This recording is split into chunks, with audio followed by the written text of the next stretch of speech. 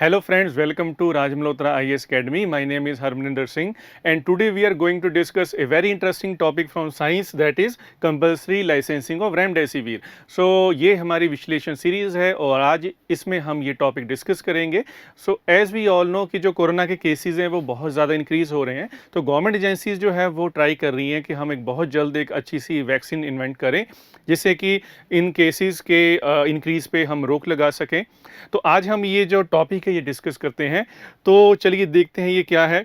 So this was the news कि जो communist party of India है उन्होंने एम्फेसाइज करा है कि जो गवर्नमेंट है उसको कंपल्सरी लाइसेंसिंग फॉर इशू करनी चाहिए for the manufacture of affordable generic version of remdesivir. अब ये जेनरिक वर्जन क्या है, ये कंपल्सरी लाइसेंसिंग क्या है, तो इसको आज हम डिस्कस करेंगे. ओके तो चलिए सबसे पहले देखते हैं कि ये न्यूज़ क्या थी. तो यहाँ पर जो मार्क्सिस्ट ये जो कम्युनिस्ट पार्टी ऑफ इंडिया थी उन्होंने क्या कहा कि जो गवर्नमेंट है उसको इशू करना चाहिए कंपल्सरी लाइसेंस ऑफ रेमडेसिविर ताकि इसका जो जेनरिक वर्जन है वो बनाया जा सके. और उसका मेन रीज़न ये था कि जैसे हमें पता है कि यूएस में जो केसेस हैं वो काफ़ी ज़्यादा इंक्रीज़ हो रहे हैं, ये अराउंड 30 लाख हो चुके हैं. तो यूएस ने फिर क्या किया, उन्होंने एंटायर जो स्टॉक था वो बाय कर लिया है फॉर नेक्स्ट 3 मंथ. लेकिन उससे क्या होगा कि जो रेस्ट ऑफ द वर्ल्ड है उनके लिए ये जो ड्रग है ये अवेलेबल हो जाएगी, तो उनको काफ़ी मुश्किल पेश आने वाली है. तो यहाँ पर क्या हुआ कि जब इंडिया में केसेस इंक्रीज़ हो रहे हैं तो इंडिया के लिए ये ड्रग अवेलेबल नहीं अगर हुई तो प्रॉब्लम हो जाएगी. तो कम्युनिस्ट पार्टी ऑफ इंडिया ने गवर्नमेंट ऑफ इंडिया से कहा है कि उनको कंपल्सरी लाइसेंसिंग जो है वो इशू करनी चाहिए ताकि इसका जो जेनरिक वर्जन है वो बनाया जा सके और काफ़ी कम अफोर्डेबल कॉस्ट के ऊपर ये लोगों के लिए जो इंडियन पीपल है उनके लिए अवेलेबल होनी चाहिए. ठीक है, तो ये इसका मेन रीज़न था.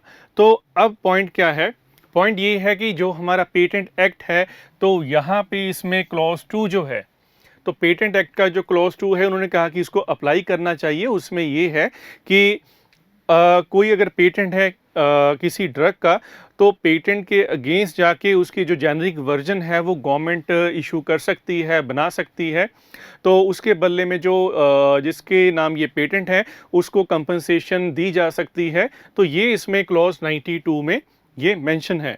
ओके तो इसी के साथ जो ड्रग कंट्रोलर ऑफ इंडिया है उन्होंने स्पीड अप कर दिया है रेमडेसिविर की जो प्रोसेस है अप्रूवल को. ठीक है, तो अप्रूवल प्रोसेस को उन्होंने और फास्टन कर दिया है ताकि लोगों के लिए ये इजीली अवेलेबल हो in the near future. Okay तो अब हम इसका जो जेनरिक वर्जन है वो बनाना चाहते हैं. अब यहाँ पे पॉइंट क्या है, तो सबसे पहले तो हम देखेंगे कि रेमडेसिविर है क्या. तो रेमडेसिविर एक ब्रॉड स्पेक्ट्रम एंटीवायरल मेडिकेशन है. तो ब्रॉड स्पेक्ट्रम का मीनिंग क्या है, ब्रॉड स्पेक्ट्रम का मीनिंग है कि एक वास्ट स्पेक्ट्रम ऑफ वायरसेस के अगेंस्ट ये काम करती है. तो कौन से वायरस हैं इसमें, ये देखिए आगे मेंशन है, फाइलोवायरसेस हैं, पैरामिक्सोवायरसेस हैं, न्यूमोवायरसेस हैं. तो ये बहुत सारे वायरसेस हैं इंक्लूडिंग कोरोना वायरसेस. अब यहाँ पर एक जो मेन इसका पॉइंट है वो ये है कि it is a pro drug. अब प्रो ड्रग का मीनिंग क्या होता है, pro drug is a precursor drug. Precursor drug को हम कैसे डिफाइन करेंगे, ये एक ऐसी ड्रग होती है कि जब हम इसको इंजेस्ट करते हैं, हम इसको खाते हैं, तब ये एक एक्टिव एजेंट नहीं होती, अंदर जाती है, इसमें केमिकल रिएक्शन होते हैं, तो जो मेटाबॉलिक प्रोसेस होती है उससे ये एक एक्टिव एजेंट बनता है. तो यानी कि इंजेस्टेड फॉर्म में ये एक्टिव नहीं होती. तो इसकी जैसे एक बहुत बड़ी एग्जांपल है सल्फर सेलाजीन जो कि एक प्रो ड्रग है, तो it is not active in the ingested form. तो सिमिलरली रेमडेसिविर भी एक ऐसी ड्रग है. ठीक है, अदरवाइज ये एक बहुत ब्रॉड स्पेक्ट्रम एंटीवायरल ड्रग है. तो ये यहाँ पर हमने वायरसेस की बात करी है जिनके अगेंस्ट ये काम करेगी. नेक्स्ट हमारे पास जो पॉइंट है वो क्या है, कंपल्सरी लाइसेंसिंग. तो कंपल्सरी लाइसेंसिंग क्या है ये देखिए. तो when a government allows someone else to produce a patented product. अब पेटेंट क्या है, पेटेंट का मीनिंग होता है the person who has invented something.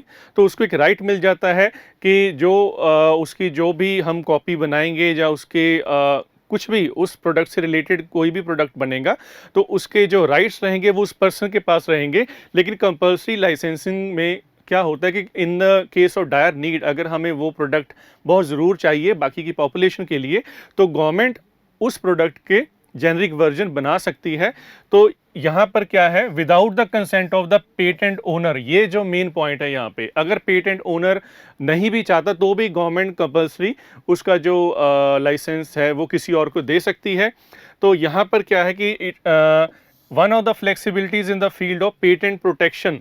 अब यहाँ पर जो WTO का जो एग्रीमेंट है, WTO से एग्रीमेंट है, तो यहाँ पर इंटेलेक्चुअल प्रॉपर्टी को लेके, ये देखिए ट्रिप्स, तो ये नाम हमने पहले भी सुना होगा, trade related aspects of the intellectual property rights.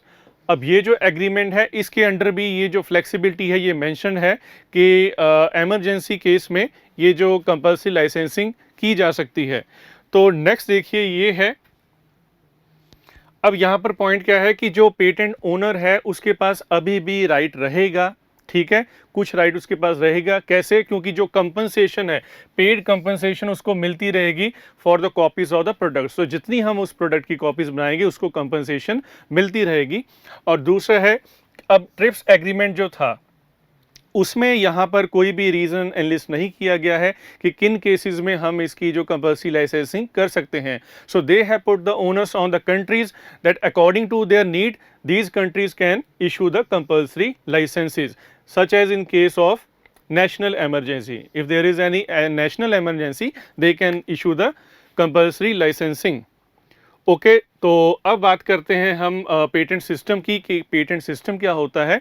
It is a contract between inventor and authority.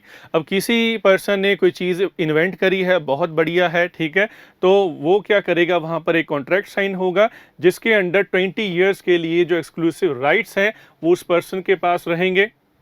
Okay और in return for disclosing full details of the invention, अगर वो अपनी इन्वेंशन के बारे में किसी को बताना चाहता है तो उससे रिलेटेड जितने भी प्रोडक्ट्स बनेंगे उनके सारे बेनिफिट जो है इस पर्सन के पास जाएंगे। और मेन पर्पस जो इसका क्या रहेगा, ये इनोवेशन को प्रमोट करने के लिए। अदरवाइज अगर किसी प्रोडक्ट जो कि किसी ने इन्वेंट करा है अगर उसका बेनिफिट किसी और को जाएगा तो कोई नई इन्वेंशन करेगा ही नहीं। तो उस चीज़ को प्रमोट करने के लिए, इनोवेशन को, रिसर्च को, डेवलपमेंट को प्रमोट करने के लिए यहाँ पर ये जो पेटेंट सिस्टम है इसको बनाया गया। ओके तो नेक्स्ट चलिए देखते हैं। तो इंडिया की अगर हम बात करें तो हमारे पास है patents act 1970, so came into force in 1972। Okay तो ये जो एक्ट है इसकी बात हो रही है। तो इससे पहले जो हमारे पास एक्ट था वो पेटेंट्स एंड डिज़ाइन एक्ट था 1911 और इसमें अमेंडमेंट करी गई थी 2005 में। ओके सो अब यहाँ पर 1 जनवरी ऑफ 2005 ये यहाँ पर इसको इम्प्लीमेंट करा गया था, उसमें बहुत सारी चेंजेस लेके आए गए थे। तो अब जो CPI ने बात करी है क्लॉज 92 की और वो भी इसी एक्ट के अंडर है, तो उसके अकॉर्डिंग यही है कि हम कंपल्सरी लाइसेंसिंग जो है वो इशू कर सकते हैं। सो आई होप कि आपको ये जो पॉइंट्स हैं समझ आ गए होंगे। तो this is all for now. तो in next video we will discuss some other interesting topic. So till then thank you.